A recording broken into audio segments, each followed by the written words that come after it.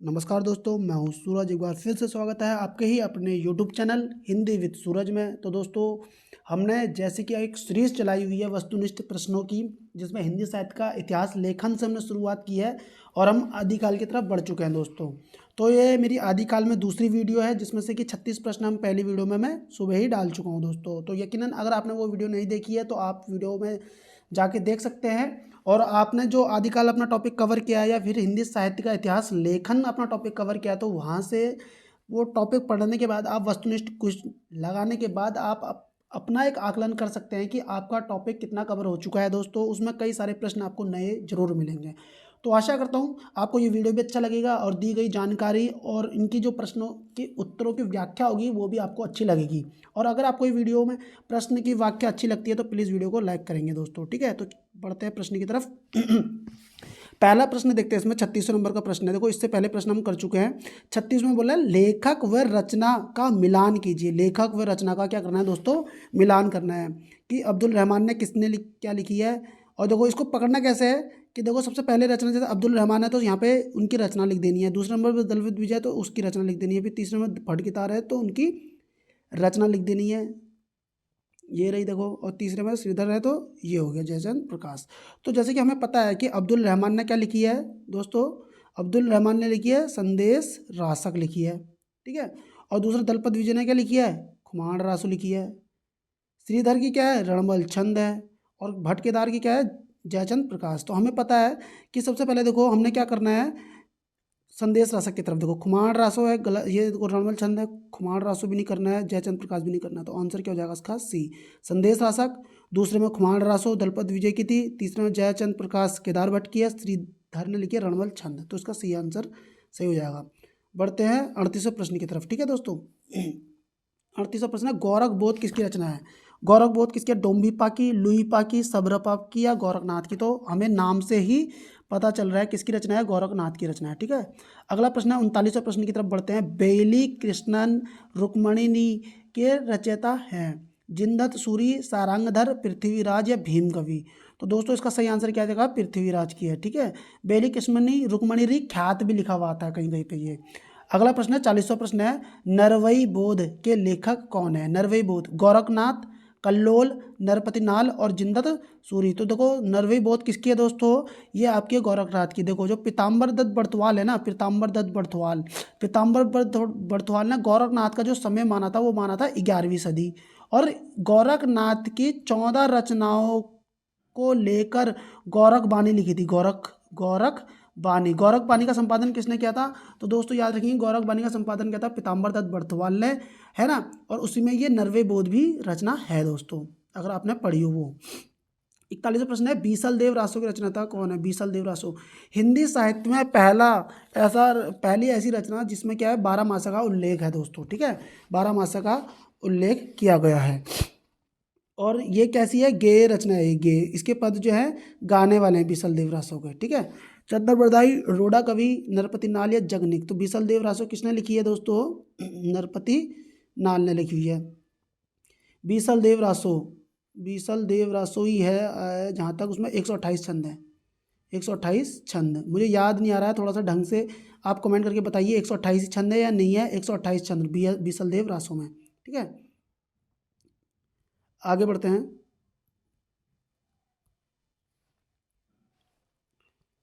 स्थूलीभद्र रास किसकी है? स्थूलीभद्र रास किसकी रचना है? स्थूलीभद्र जिनदत्त सूरी, जिनधर्म सूरी, सोमप्रभ सूरी, मुनिराम सिंह।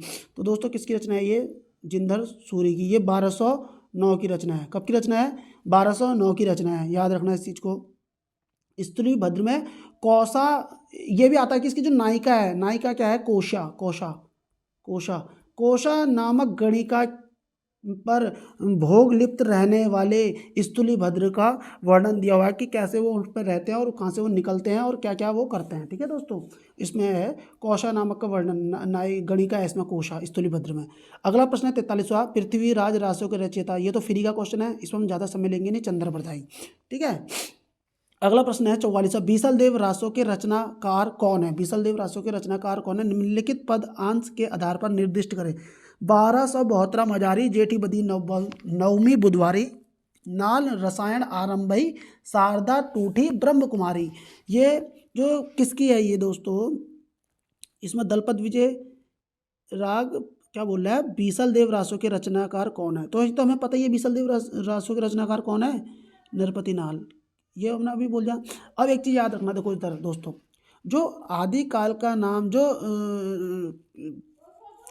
जो बोला गया ना रामचंद्र शुक्ल द्वारा, रामचंद्र शुक्ल देखो रसायन है, रसायन शब्द जो आया हुआ है ना, ये रसायन शब्द यहीं से इन्होंने रास की उत्पत्ति मानी है, ठीक है। रास की उत्पत्ति किससे बोली है रामचंद्र शुक्ल ने, रसायन से बोली है, ठीक है। किससे बोली कि रसायन से, ये वो यहीं से लाइन से आया हुआ प्रश्न है। आगे बढ़ते हैं किस प्रश्न की तरफ, 45वें प्रश्न की तरफ। रामचंद्र शुक्ल की बात है ये कि रासो शब्द की उत्पत्ति किससे मानी, उन्होंने रसायन से मानी थी, ठीक है। वो वही वाला पत्ता।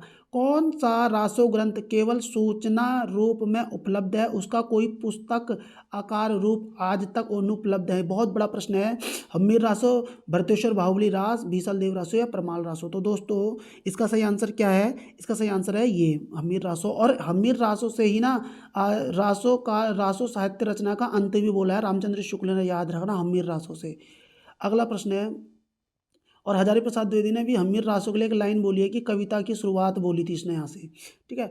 उत्तर प्रदेश में आलाखंड नाम से जो काव्य प्रचलित है उसका मूल रूप प्राप्त होता है हम्मीर रासों में, परमाल रासों में, पृथ्वीराज रासों में, बीसल देव रासों में। तो मैंने अभी जो उसकी पहली सीरीज आदिकाल के प्रश्नों की जो पहली सीरीज है, अगर आपने देखी होती तो आपको ढंग से पता लग जाता।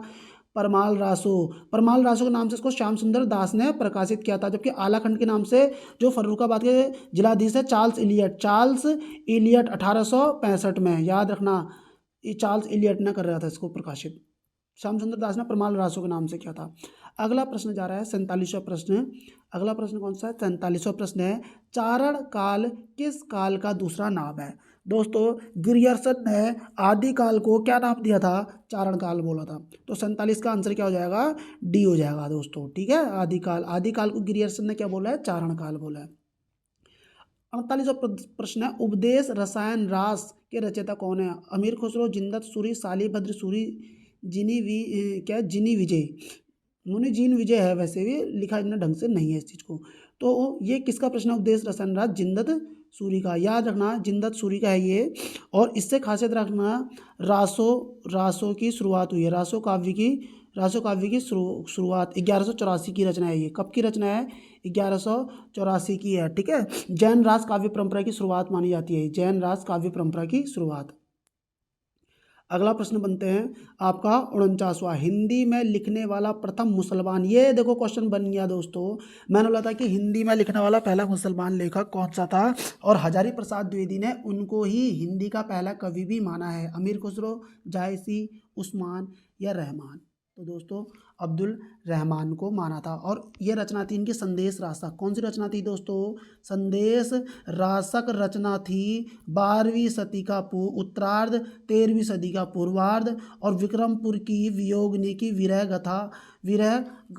गाथा उसमें उल्लेखित है दोस्तों। आगे बढ़ते हैं, अगला प्रश्न बन रहा है आपके लिए 50वां प्रश्न बन रहा है, नीचे दिए गए, बोल रहा है नीचे दिए गई रचनाओं के रचनाकारों का चयन विकल्पों में से कीजिए। कर्पूर मंजरी, देखो कर्पूर, मैं क्या बोलता हूँ, एक हीरो है जिसका नाम क्या है, राज कपूर।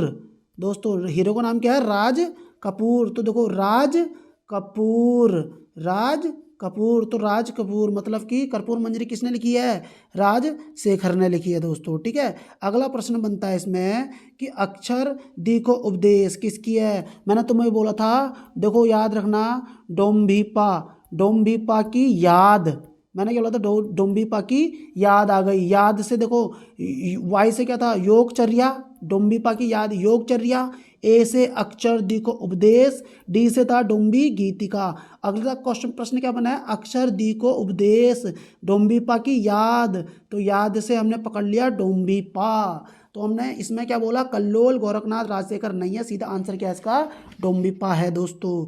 अगला प्रश्न है 52वां प्रश्न। अब जो भी ये वीडियो पहली बार देख रहा होगा वो ये बोल रहा होगा, यार आप तो ऑप्शन भी नहीं बोल रहे हो और सीधे आंसर बोल रहे हो। दोस्तों मैं इनकी ना डिटेल्स आपकी पहली सीरीज जो इसकी आदिकाल का पहला पार्ट 1 है ना, उसमें इतने बारीकी से करा चुका हूँ, हर क्वेश्चन कैसे डिटेल में, बस सिर्फ इतना बोला कि अरे देखो ये क्वेश्चन रिपीट हो गया, क्वेश्चन पूछने का तरीका चेंज हुआ है। देखो वही वाली बात है जो मैंने तुम्हें भी बताई थी, सेम वही क्वेश्चन आएगा, ठीक है, इस तरीके से। तो पहला वाला पार्ट वन देख लेना। खालिक बारी किसकी रचना है? विद्यापति, अमीर खुसरो, अब्दुल रहमान या फिर भीम कवि। तो ये किसकी है? अमीर खुसरो। खालिक बारी देखो भैया शब्दकोश टाइप का था ये, मोहम्मद बिन तुगलक के लड़के को अरबी, फारसी, हिंदी इनका जो ज्ञान था वो कराने के लिए ही खालिक बारी लिखा गया था दोस्तों। तो ठीक है, अगले क्वेश्चन की तरफ बढ़ते हैं। अगला प्रश्न बन रहा है आपका 53वें नंबर पे। प्रश्न कौन सा बन रहा है आपके लिए? 53वां क्वेश्चन बन रहा है कि ढोला मारूरा दुहा किसकी रचना है? कल्लोल की, पृथ्वीराज, श्रीधर या सारंगधर। तो दोस्तों ये किसकी रचना है? कल्लोल की कवि की रचना, ढोला मारो, ठीक है। इसमें बाद में आता है विनय चंद्र सूरी आते हैं, इनमें कौन आते हैं अगले के, क्या नाम है इसका भूल रहा हूँ, वो क्या करते हैं इसमें चौपाई जोड़ देते हैं ढोला मारूरा दोहे में थोड़ा बहुत, ठीक है।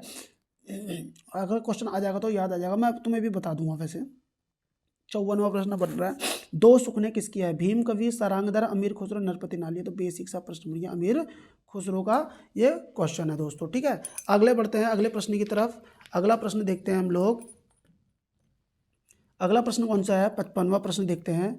हमीर रासो, हमीर रासो किसकी रचना है? जगनिक, जयनायक, सारंगधर या श्रीधर। तो हमीर रासो किसकी रचना है दोस्तों? इसमें जा रहा है आपका सारंगधर सी। अब एक याद रखना जो बीशल देव रासो, नरपति नाल, बीशल। हमीर रासो की शुरुआत के 8 दोहों के आधार पर, याद रखना, हमीर रासो के शुरुआती 8 दोहों के आधार पर ही रामचंद्र शुक्ल ने बीशल देव का राइटर, बीशल देव का रास्ता किसको बोलते हैं? नरपति नाल को बोला था, ठीक है। नहीं सॉरी ये थोड़ा गड़बड़ हो रहा है। हमीर रासो का कौन है राइटर? सारंगधर है, ठीक है। लक्ष्मी सारंगधर, हमीर रासो का राइटर कौन है? सारंगधर है। वो कुछ और की डिटेल थी, मैं तुम्हें भी बता दूँ, वो सारंगधर के लिए बोला गया है। वैसे हमीर रासो के लिए ही बोला था कि शुरुआत में कोई 8 पंक्ति थी, उसके आधार पर ही हमीर रासो के लिए क्या बोला था? सारंगधर बोला था, ठीक है। जबकि राहुल संकर्तन ने इसको बोला था जज्जल की बुक है ये। और हजारी प्रसाद द्विवेदी ने इसके लिए बोला था हमीर रासो के लिए कि हमीर जो शब्द है वो अमीर का ही तद्भव रूप है, एक प्रकार से अमीर का ही तद्भव रूप है, तत्सम रूप, अमीर का तत्सम रूप है। अगला प्रश्न बनते हैं किसकी तरफ?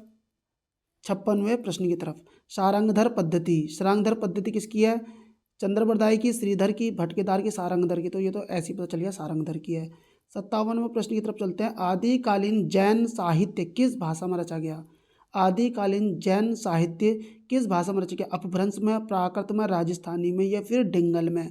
तो दोस्तों इसका आंसर क्या है? अपभ्रंश में रचा गया था जैन साहित्य। जैन साहित्य की सर्वाधिक लोकप्रिय काव्य शैली क्या थी? देखो भाई, जैन जो साहित्य था उसकी सर्वाधिक लोकप्रिय काव्य शैली, याद रखना इस चीज़ को, फागु, चरित काव्य, चंपू काव्य, रास काव्य।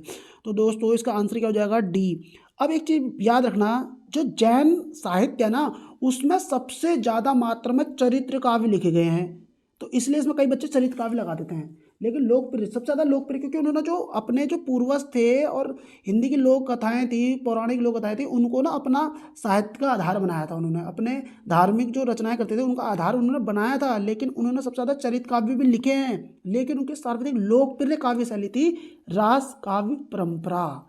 याद रखना इस चीज़ को। 59वां प्रश्न की तरफ बढ़ते हैं। 59वां प्रश्न है, जैन साहित्य के अंतर्गत रास काव्य शैली से तात्पर्य क्या है? जैन साहित्य के अंतर्गत रास काव्य शैली, मैंने तुम्हें आदिकाल की पहला पार्ट 1 वीडियो में सारी चीज़ें बताई है। रास क्या होता है, रासो क्या होता है, हम कैसे पकड़ेंगे कि कोई रचना रास है या कोई रचना रासो है। मैं फिर भी बता देता हूँ, वो रास रचनाएं वो होती हैं जो धार्मिक रचनाएं होती हैं, अपने संप्रदाय को प्रचार प्रसार के लिए जो रचनाएं ग्रंथ लिखे जाते हैं वो रास होते हैं। जबकि चारण कवि द्वारा, जो चारण कवि होते हैं, जो अपने राजा आश्रित कवि होते हैं, दरबारी कवि होते हैं, वो अपने राजाओं का जब वीरतापूर्वक वर्णन करते हैं या अतिशोक्तिपूर्ण वर्णन करते हैं, वो रचनाएं रासो कहलाती है। तो क्या बोल रहा है? जैन साहित्य के अंदर रास काव्य शैली से। देखो दूसरा ऑप्शन पढ़ते हैं, जैन तीर्थंकरों के जीवन चरित्र तथा वैष्णव अवतारों की कथाएं जैन आदर्शों के आवरण में। तो तो इसका सही आंसर क्या हो जाएगा, बी आंसर। मैंने तुम्हें देखो यही प्रश्न आ गया देखो सेम, अभी मैंने तुम्हें यही तो बताया था। मैंने क्या बोला था कि जैन साहित्य की सार्वत्रिक लोक काव्य शैली जरूर रास है, लेकिन इन्होंने सबसे ज़्यादा लिखे हैं चरित काव्य, अपने अपने जो पूर्वज हैं उनके चरित काव्य, और भारत जो अपनी लोक संस्कृति है कौन सी वैष्णव अवतारों की, उसकी भी कथा को ना अपना आधार बनाया था। यही वाले देखो क्वेश्चन बन गया ना, जैन तीर्थंकरों के जीवन चरित्र को बारे में लिखा था उन्होंने। अगला प्रश्न बनता है 60वां प्रश्न बनता है देखो भविष्यत कथा। भविष्यत कथा देखो भैया किसकी है, धनपाल की, पुष्पदंत की, अब्दुल रहमान की, या फिर देवसेन की। तो धनपाल की 10वीं सदी की रचना है दोस्तों, याद रखना भविष्यत कथा। भविष्यत कथा कब की है, 10वीं रचना, 10वीं सदी की रचना है। अगला प्रश्न बनता है 61वां प्रश्न की तरफ बढ़ते हैं। 61वां प्रश्न की तरफ बढ़ते हैं। इसमें 61वां प्रश्न बनता है संदेश रासक की रचना किस विधा में है, महाकाव्य, आख्यानक, गीति, या फिर खंड काव्य, या फिर वीरगाथ, वीर गीति। तो दोस्तों संदेश रासक जो है आपका कैसी रचना है, आपके लिए खंड काव्य है। ठीक है दोस्तों, कैसी रचना है ये, खंड काव्य। 61वीं का सी, खंड काव्य। देखो आख्यानक वो होती है जो इतिहास से रिलेटेड होती है। ठीक है, कृष्ण की रासलीला की परंपरा जो भक्ति काल में प्रसिद्ध हुई, कृष्ण की जो रासलीला है की परंपरा जो भक्ति काल में प्रसिद्ध हुई, की शुरुआत किस ग्रंथ से होती है, उपदेश रसायन रास, बीसल देव रासो, परमाल रासो, या पदावली। तो इसका आंसर क्या है दोस्तों, उपदेश रसायन रास, जो जिनदत्त सूरी ने लिखा था 1184 में। 1184 में जैन रास काव्य परंपरा की शुरुआत बोली जाती है। तो उपदेश रसायन रास से ही कृष्ण की रासलीला परंपरा जो हमें भक्ति काल में मिल रही है, उसकी शुरुआत किस ग्रंथ से है, उपदेश रसायन रास से मानी गई है दोस्तों। अगले प्रश्न की तरफ बढ़ते हैं। 63वां प्रश्न बन रहा है, सिद्धों की भाषा को संध्या भाषा नाम किसने दिया, हजारी प्रसाद द्विवेदी, रामचंद्र शुक्ल, मुनिदत्त तथा अदेव वज्र, या फिर गिरियर्सन। तो उसका आंसर ये आंसर हो जाएगा सी। दोस्तों मुनिदत्त ने और अदेव वज्र ने इसकी भाषा को नाम क्या बोला है, संध्या भाषा कहा था। अगला प्रश्न है देखो 64वां, प्राकृत पैंगलम। प्राकृत पैंगलम का विषय क्या है बोला, प्राकृत पैंगलम का विषय क्या है, रस, छंद, अलंकार, ध्वनि। बहुत बड़ा प्रश्न बन गया दोस्तों ये, कि प्राकृत पैंगलम किस पे आधारित है, मतलब कि आधारित है रस पर, छंद पर, अलंकारों पर, या फिर ध्वनि पर। तो इसका आंसर देखो दोस्तों क्या हो जाएगा, इसका आंसर हो जाएगा छंद। प्राकृत पैंगलम किस पर आधारित है, छंद पर आधारित है। प्राकृत पैंगलम किस पर आधारित है दोस्तों, छंद पर आधारित है हमारी। ठीक है, अगला प्रश्न बनता है विद्यापति की पदावली में कौन सा रस प्रधान है, विद्यापति की जो पदावली है उस पर कौन सा रस प्रधान है। ऑप्शन ए करुण रस, वीर रस, श्रृंगार रस, शांत रस। तो हमें ये तो देख के ही पता चल गया है कि इसका आंसर क्या है दोस्तों, इसका आंसर हो जाएगा श्रृंगार रस। 66वां प्रश्न की बात करते हैं, आदिकाल के अंतिम प्रमुख कवि कौन है, सरहप्पा, हेमचंद्र, जगनिक, या खुसरो। तो इसका सही आंसर क्या है, अमीर खुसरो। ठीक है दोस्तों। 67वां प्रश्न है, कौन से रासो ग्रंथ अजमेर के शासक से संबंधित है, विजयपाल रासो, पृथ्वीराज रासो, बीसल देव रासो, या खुमाण रासो। तो इसका सही आंसर क्या हो जाएगा, बीसल देव रासो।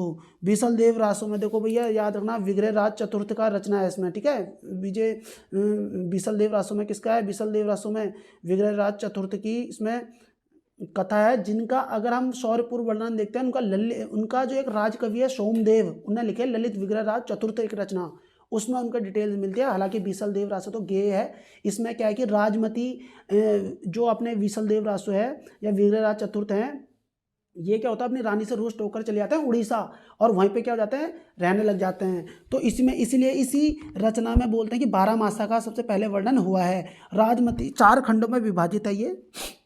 बाद में क्या होता है कि वो चले जाती है, उनके जो राजमती होती है, इनके पिताजी इनको लेकर चले जाते हैं, फिर बाद में ये उड़ीसा जाता है ना, सॉरी वहाँ जाते हैं और अपनी बीबी को लेके अपने घर आ जाते हैं दोस्तों। ठीक है, राजमती और बीसल देव रासो। अगला प्रश्न बनता है 67वां। 68वां प्रश्न बन रहा है, चारण काव्य की भाषा कौन सी है। देखो चारण काव्य याद रखना, चारण काव्य के होते हैं जो कवि लोग अपने राजा के रचना कर देते हैं, मतलब राज दरबारी कवि पहली चीज़ समझ लो ऐसे।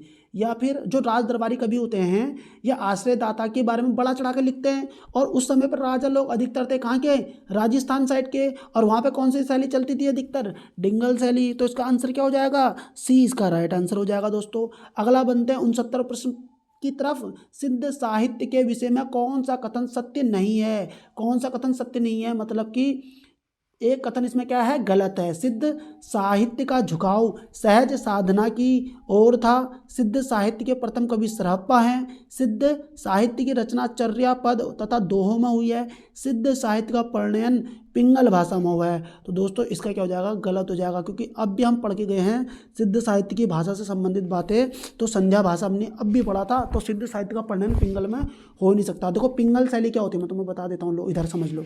एक होती है डिंगल, एक होती है डिंगल, और एक होती है पिंगल। पिंगल जो होती है ना वो कर्णप्रिय होती है, ठीक है, कर्णप्रिय होती है।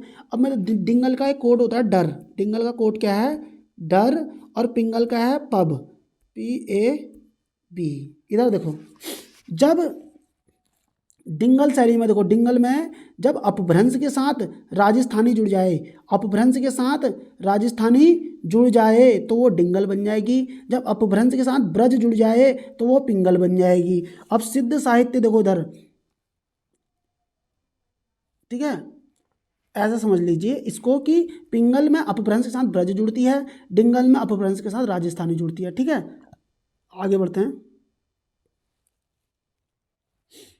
आगे बढ़ते हैं। इसमें अगला प्रश्न बनता है, सिद्ध साहित्य वाला हो गया अपना, डी आंसर है इसका। अगला प्रश्न की तरफ पढ़ते हैं, 70वां प्रश्न देखते हैं, और आज के लिए काफ़ी हो जाएगा, इतना मान ले।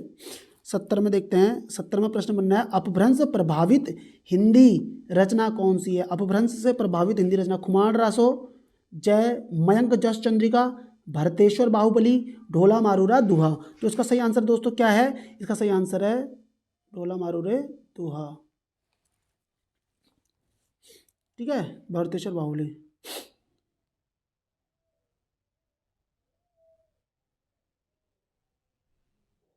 ये 1184 की है दोस्तों, ठीक है, 1184 की है ये, ढोला मारूरे दुहा, भरतेश्वर बाहुबली।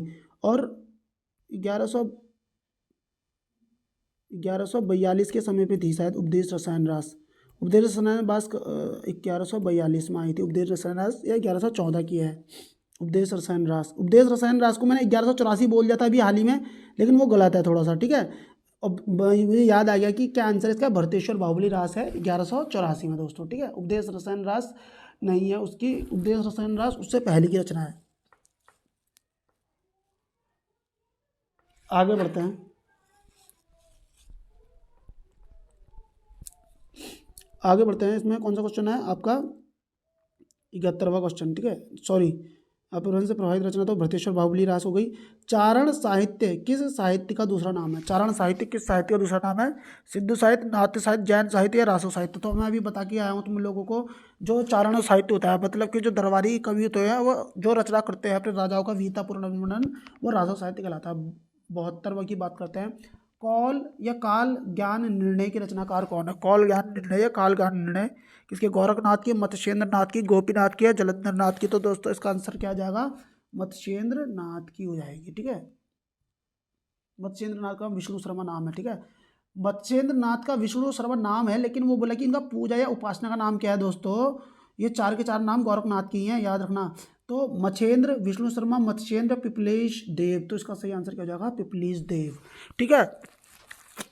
तो आशा करता हूँ ये प्रश्न आपको अच्छे लगे होंगे, और अगर ये प्रश्न आपको अच्छे लगे तो प्लीज़ वीडियो को लाइक करेंगे, मेरे चैनल को सब्सक्राइब करेंगे। और इसमें एक क्वेश्चन में थोड़ा डाउट हो रहा है, तो ये क्वेश्चन को मैं अभी थोड़ा डाउट क्लियर कर ही देता हूँ, क्योंकि इसमें थोड़ा सा मुझे भी डाउट हो गया था। तो डाउट क्या है अभी बता देते हैं हम आपको, ठीक है।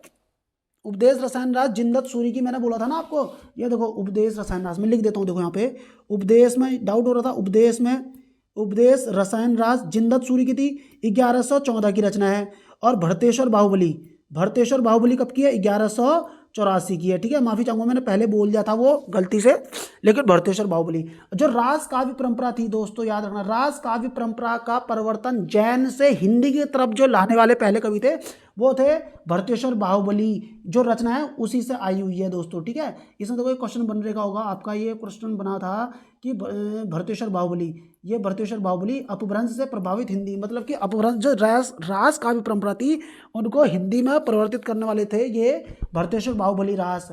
और भरतेश्वर बाहुबली रास जो लिखी है ना वो शालिभद्र सूरी ने लिखी है। किसने लिखी है? शालिभद्र सूरी ने लिखी है दोस्तों। तो ठीक है, माफी चाहूंगा कि मैंने उसको 1184 बोल दिया था, किसको? उपदेश रसायन रास को, जो कि 1114 की है। ठीक है दोस्तों, मैंने आपके सुधार कर दिया इसमें, तो आप याद रखना वो 1114 की है। ठीक है, और ये 1184 की उपदेश रसायन रास नहीं है, 1114 की है। और शालिभद्र सूरी की भरतेश्वर बाहुबली रास है 1184 की। तो मिलते हैं नेक्स्ट वीडियो में। आशा करता हूँ ये वीडियो आपको अच्छी लगी होगी, नॉलेज अच्छा लगा होगा। और अगर वीडियो अच्छी लगी तो प्लीज़ वीडियो को लाइक करेंगे, चैनल को सब्सक्राइब करेंगे। Thank you.